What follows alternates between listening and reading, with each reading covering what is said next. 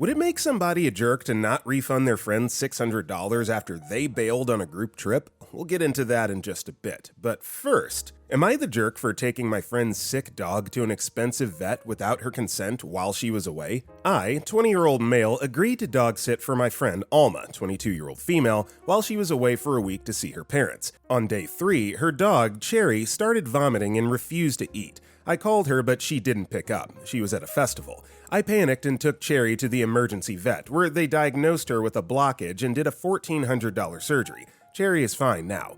Now, when Alma got back, I gave her the bill, explaining it was an emergency and that was my only option. She completely blew up, saying she'd never have approved such an expensive option and would have waited to see if Cherry improved. She says she's broke and can't pay me back. Our mutual friends are split. Some say I saved Cherry's life and didn't have anything better I could have done. Others say I overstepped by not waiting cause, quote, it's not like a dog could die that quick. Emma is now ignoring me and told everyone we know that I forced her into debt.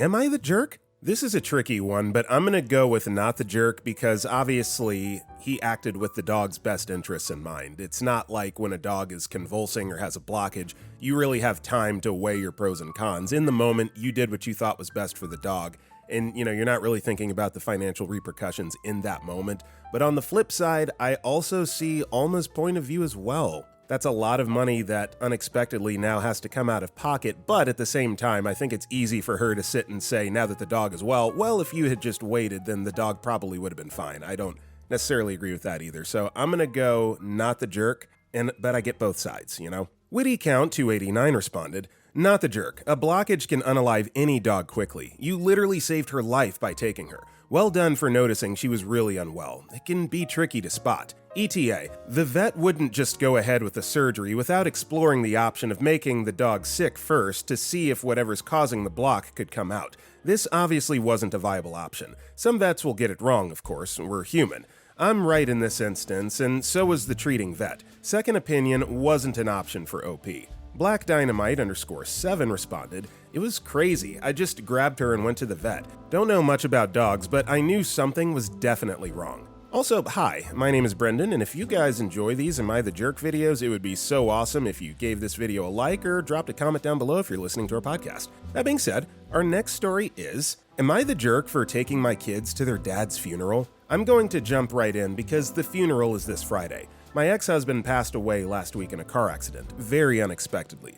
The troopers came to my house, his emergency contact, to break the news. The first person I called was his father, and he flew out the next day with my ex's sister. Before he flew out, he asked me where we should have the service, in Texas, where we live, or back in Maryland, where our families and friends all still live. I told him I felt like the service needed to be in Maryland because that was where everyone was, and P, my ex's father, agreed. He let me know the funeral home and said they might be able to do a small viewing with just family, and I agreed to doing that as long as I felt like he was in a condition he'd be okay with. I met my ex's sister and his dad at the funeral home to go over paperwork and plan the viewing. He told me all the details for the funeral back home, and we talked a bit about where my ex worked, his day-to-day life, his home, and the probate process. His father was taking care of the probate process and seemed defensive about some of his belongings. I really felt like focusing on my children was more important than arguing over small things in the home. All of that could wait, so I backed off of helping with cleaning out his home and handed all of his insurance paperwork and other information I had that would be useful to them, like contacts at his work and his electric login. We had the viewing. Both our children said goodbye to their dad, and it was very emotional. At the viewing, I mentioned that a friend had paid for our tickets to fly home, as I was quickly realizing how much everything was going to cost, and I suddenly was without the financial help of their dad. I was extremely thankful for their generosity. After the viewing, I didn't hear anything from his sister or dad. They didn't ask to see the kids or let me know what was going on with the process, and I was actively trying to navigate the life insurance process while grieving my ex and helping my children with their feelings. The last few days have been a blur of crying and anger for all of us. We're so heartbroken to have lost him. My ex's sister and father flew out on Friday around noon, and I got a call from his father telling me we were not welcome at the funeral and that my children and I would be a distraction to his, my ex's father, family's grieving. I'm shocked and hurt. I told him I'd never heard anything so hateful, and the conversation was over. My ex's father and sister have never visited Texas. We've lived here for 4 years. They were not close and had no idea where he worked, or even any recent photos of him. We were divorced but still good friends, and my ex was a devoted father. His children were his world. Am I the jerk for not listening to his father and still taking them? The funeral is open to anyone. I can't imagine us being there among hundreds of other people will really be a problem. Edit. For those asking his reason, he said, "Well, I gave you a nice service here. We had a short viewing only and had previously agreed to the service being in Maryland, so no, there was no service. Also, for clarity, I'm the beneficiary on the policies. My ex and I did his open enrollment together every year, and we put each other as our beneficiaries to make it easier if anything like this ever did happen. I have a wrongful death attorney, and he's helping me with the process, but I'll reach out to a probate attorney.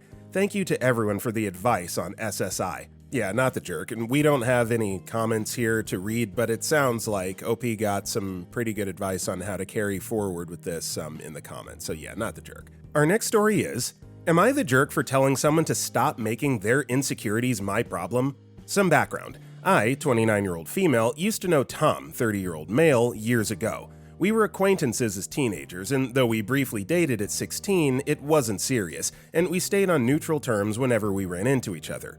A few years later, when we were in our early 20s, I bumped into him at a nightclub, and he introduced me to his then-girlfriend, Alex. From the moment we met, Alex was noticeably cold towards me. She barely spoke, made passive-aggressive comments about my appearance, and created an uncomfortable tension. Sensing the awkwardness, I made my exit. Tom later messaged me to apologize for how she acted, but I brushed it off. I didn't think much of it, as we weren't close anyway. Since then, I've occasionally run into them at different social events, and Alex's attitude toward me has never changed. She's made snide remarks in passing, whispered about me to others while I was nearby, and has generally gone out of her way to be hostile anytime we're in the same space. I've always ignored it because, as far as I'm concerned, whatever problem she had with me wasn't my issue. Now to last weekend. I was out with some friends when I saw Alex and Tom at the same venue. Some came over to say hello and make small talk, and almost immediately, Alex stormed over. Without even greeting me, she shoved her ring in my face and made a pointed comment about how I definitely couldn't have him now. I laughed and told her I never wanted him in the first place, but I was happy for them. That only made things worse. She started raising her voice, accusing me of trying to get attention for years, making assumptions about me, and throwing out personal insults. When she finally finished, I asked if she was done and told her that I had never done any of the things she was accusing me of. I also made it clear that I didn't care about her or Tom, and, most importantly, that she needed to stop making her personal insecurities my problem. She looked like she was about to respond, so I added that she also needed to stop being jealous of me because there was no reason for it. At that point, she excused herself and left the room, with Tom following after her. Before he left, he told me I didn't need to say all that. My friends thought the response was blunt but justified, while some mutuals later told me I was too harsh and should have been more understanding because she's obviously insecure.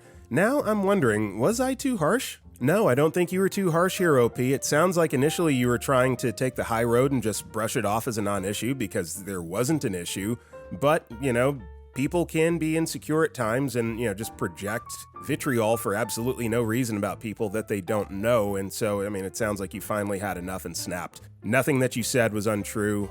Was it harsh? Yes, but, sometimes the truth does hurt, so it is what it is. But I'm gonna go with not the jerk. Fancy and Fab responded, not the jerk, but he's told her some lies about you, right? Probably that the relationship was more serious than what it was, or that you still actively want him back, or both.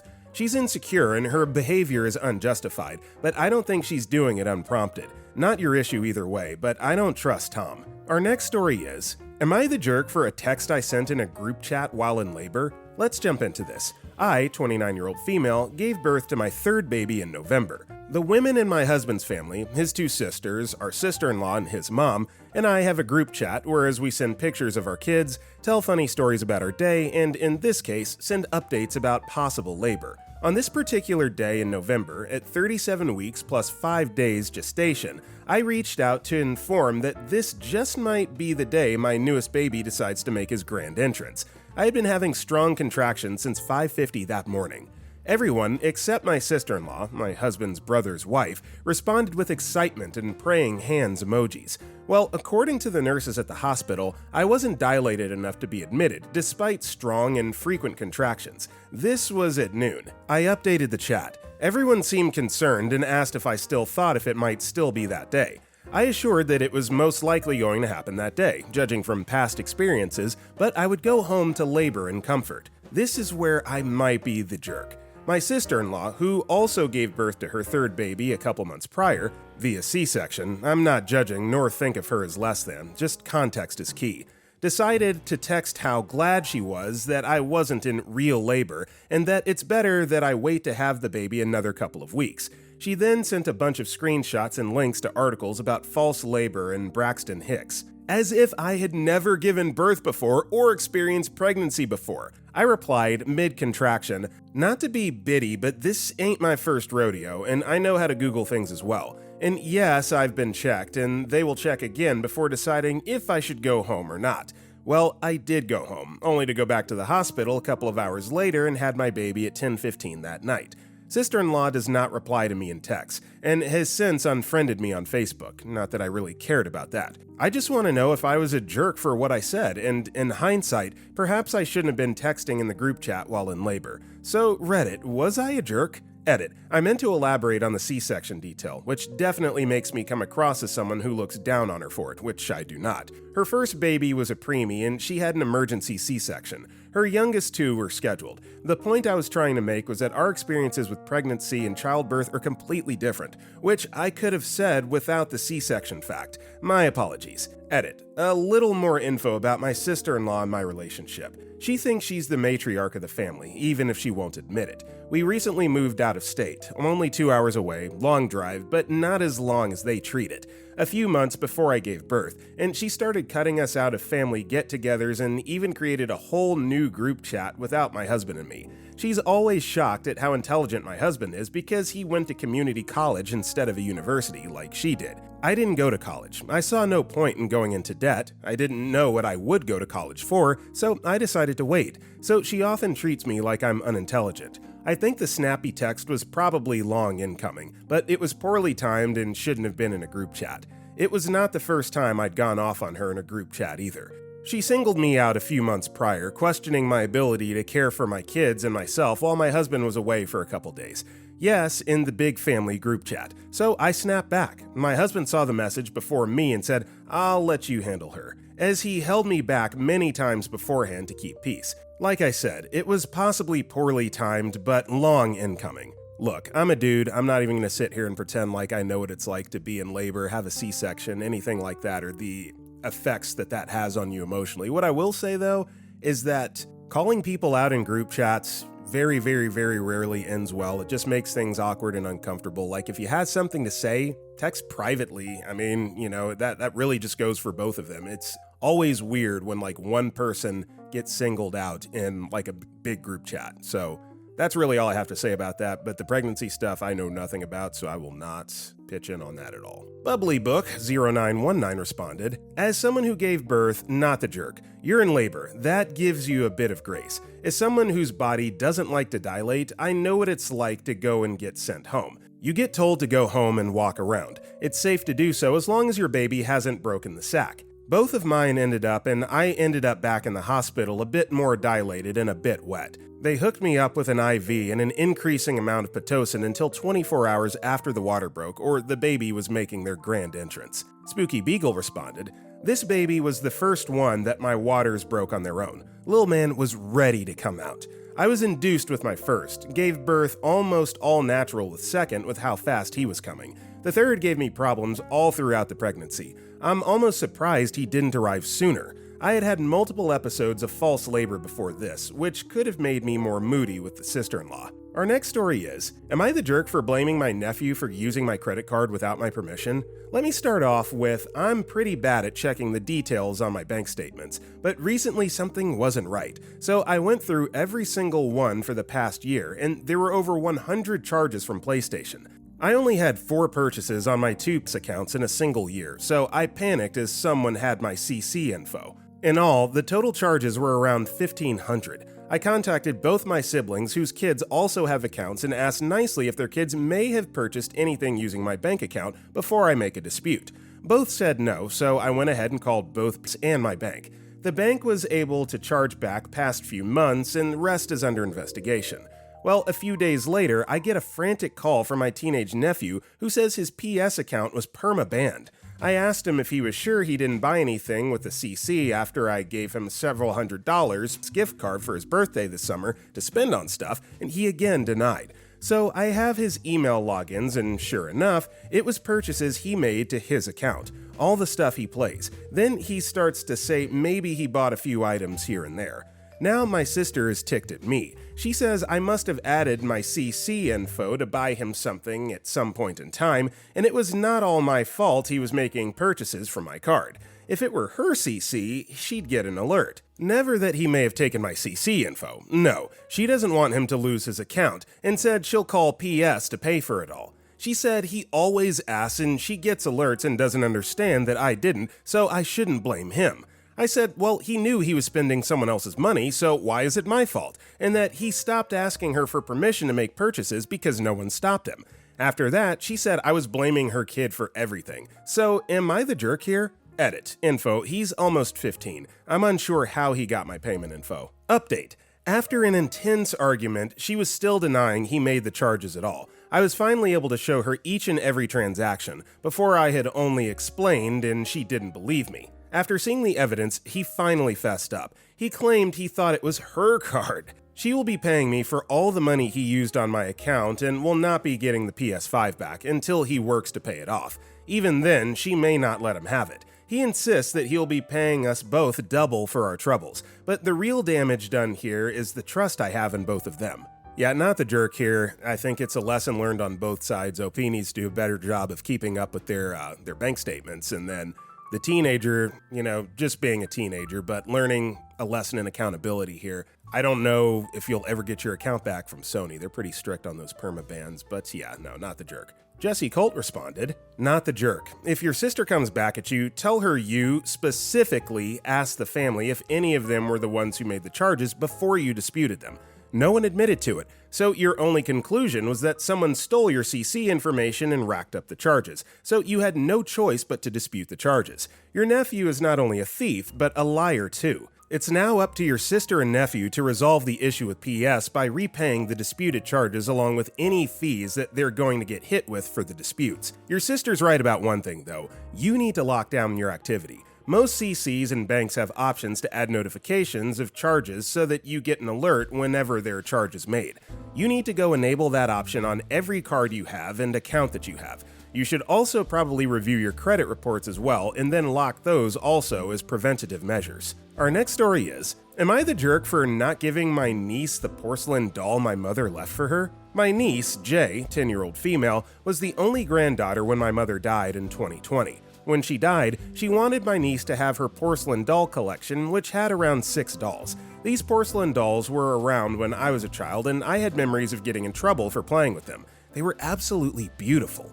Well, when my mother died, I, 29-year-old female, decided to keep one doll. I know it wasn't left to me, but I felt like they meant more to me than they could to my niece. I contemplated giving it back to her when she was old enough to appreciate it. We're from Louisiana, and Hurricane Laura hit when we evacuated. I took the doll with me because I knew it was sentimental and irreplaceable. My niece, however, let all of the remaining 5 dolls get ruined in the hurricane because she left them in the house where they got ruined. My twin sister, Jay's mom, thinks that it's only fair that I give Jay the doll. I kept safe because, after all, it was left for her. My argument is that if I would have given her the doll, it would have gotten ruined with the other ones because she didn't care enough about them to take them with her.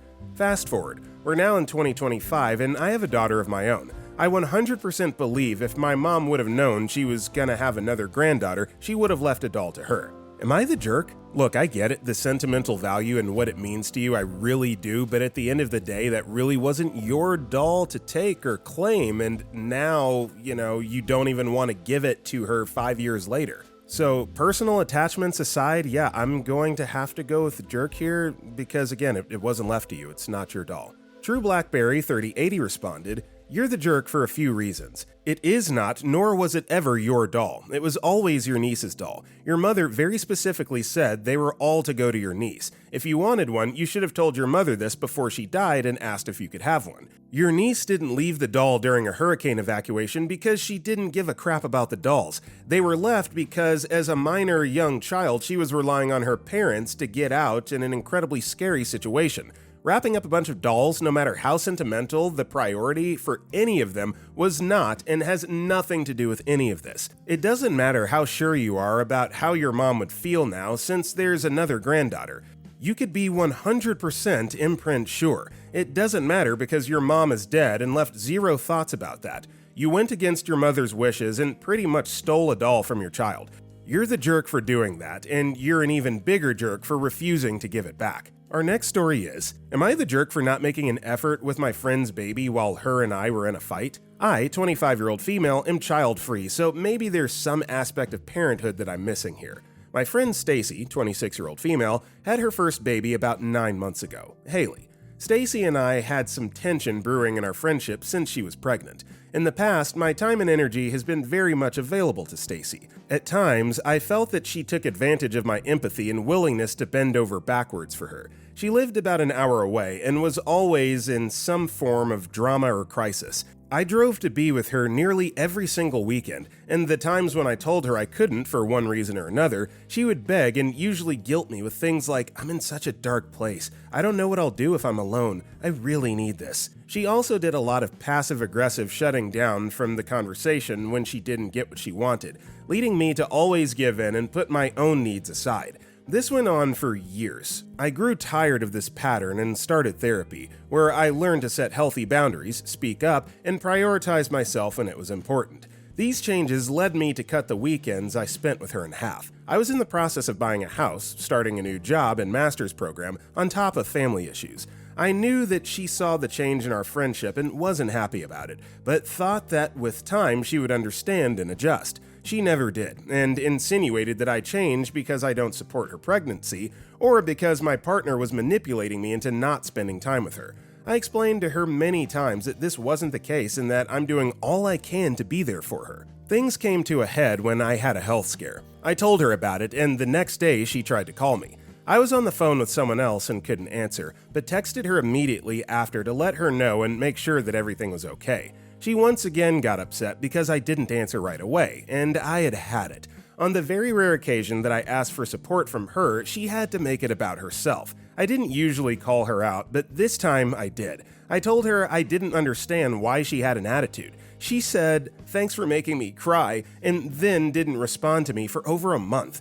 Then, when she finally did, she didn't ask about my health. She didn't apologize or even bother explaining. She instead accused me of using her daughter as a pawn by not acknowledging her. She said that Haley didn't deserve absolutely no effort just because her and I were in a fight, and that it was so messed up that I would add Haley into the equation. I'm so confused. Haley had nothing to do with the fight, and Stacy was the one who had ignored me for over a month. What was I supposed to do in this scenario? I can't text a 5-month-old or just show up at their house. I'm genuinely lost. Can someone please explain this to me? Am I the jerk? Edit. Update. Thank you for all the comments and advice. I especially appreciate the vulnerability of those who shared their experiences from both sides of the situation. Stacy and I have been friends for a decade, and I've long speculated that Stacy's behavior stems from her past traumas and mental health. This is a huge reason I could never bring myself to abandon her or criticize the way she copes with life, albeit unhealthy. Although I can empathize with her experience and care about her deeply, you all help me see that with no end in sight, it's not a sustainable friendship for me to continue. I decided to be brutally honest with Stacy, and of course, things ended in flames. I explained that her using Haley to guilt trip me was manipulative and crossed the line, and that it's reflective of her behavior towards me throughout our friendship. I've done my best to be a good friend, but find it impossible to meet the expectation she has for me that she doesn't even seem to apply for herself. I initially said I needed some distance from her, but her response was even worse than I imagined possible, and the situation is now irredeemable. Some of my favorite lines were, "It's all about me and my family. Get that through your effing head." And, "If you don't want to be my doormat, don't let the door hit you on the way out." as well as letting me know what other people say about me behind my back, and that I was meant to be Haley's godmother, but she couldn't bring herself to ask me because of what an absent friend I am. She has been blocked. I'm devastated and relieved, and I know I'm not totally blameless for remaining silent and letting resentment build for so long.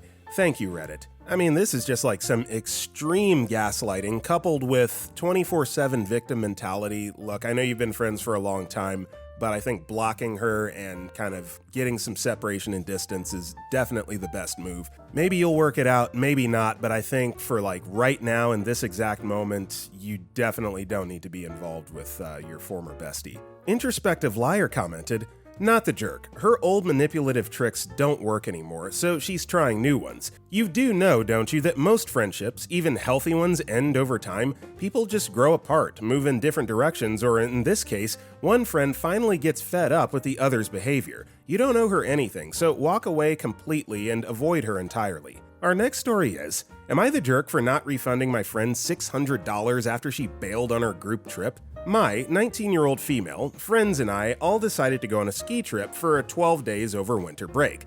We found a place to stay, and all in all, it was around $600 per person for the rental, and we decided it was just easiest to have one person, me, put all the money up front and just everyone pay me back before the actual trip, which everyone did. In my friend group, we have a girl, let's call Sarah. Sarah comes from a comfortable family and was even one of the people who suggested the trip and was one of the leading forces to finding the Airbnb. Literally in the weeks leading up to the trip, we were all fine, sending outfit ideas, restaurants to book, etc. The Tuesday before we left, Saturday, Sarah starts sending texts to the group chat like, "Guys, Jacob's boyfriend, family is going to blah blah blah next week." Basically sending us a lot of details about where his family is going for winter vacation that we didn't really need to know. Then on Thursday, again, we leave on Saturday, she texts the group chat saying how she couldn't go because she had a family emergency, said her grandma had gotten admitted to the hospital. We were obviously bummed, but family comes first, and I told her that I would send her the money back that she sent towards the rental. We go on the trip and everything is okay until one of my friends who has Sarah's location on Life 360, roommates, sees that she's in a beach town, and we put two and two together. We spend that night ticked, and we call her out the next day where she admits everything. She had been last minute invited on her boyfriend's vacation and decided that she wanted to go to that instead, but didn't know how to tell us. We were all obviously hurt and upset that she would choose a boy over us, but at the end of the day, she's a 19-year-old girl, so I guess it's just immaturity. The part that I'm wondering if I'm the jerk with is that after finding out that she voluntarily pulled out of the trip, I had told her I wouldn't be refunding her the $600 she had sent me for the rental. She pulled out so last minute that we couldn't find anything cheaper, and I said I was okay just wasting that money because, again, I thought she was having a family emergency. After finding out that she wouldn't be getting that back, she went insane and started calling me a bad friend and everything. My parents think I should send it back to her, but I don't see why I should. She pulled out because of her boyfriend and expected us to all just Airbnb the costs. So while I do think she should just send the money back, I also don't think OP is a jerk at all for withholding and being upset. Not even necessarily because Sarah bailed, but because she lied about it, and only fessed up because she got caught. So maybe instead of just withholding the money, like you tell her why you don't think that she deserves it back. It's like, we all had to suffer a financial setback because you bailed, which is fine. We were willing to do that when we thought that you were going to, be with your dying grandmother. But finding out that, you just bailed to be with your man and you lied to us, that makes you a pretty crappy friend. So I think we should keep the $600. And if she still doesn't get the big picture, just send her the money back. At least now she is aware of how dirty she did you and hopefully feels bad about what she did. Participant responded, "Not the jerk. She voluntarily bailed on the trip and lied to everyone saying that her grandma was in the hospital. She could have told the truth, but she may have known she wouldn't get the money back or she'd be judged by all of you. Either way, you paid solely for that Airbnb expecting everyone would chip in. In this sense, you're only expected to pay $600, not $1,200 because she lied and went on a different trip instead. The B&B was already paid for and she knew it. If she really is from a comfortable background, she should have no problem paying the $600 for a choice she made." With all that being said, guys, that's all the time we have for today. If you enjoyed today's video, don't forget to give a like and drop a comment down below. And if you want to check out any of our other videos, click the video on the right. With that being said, I will see you all next time.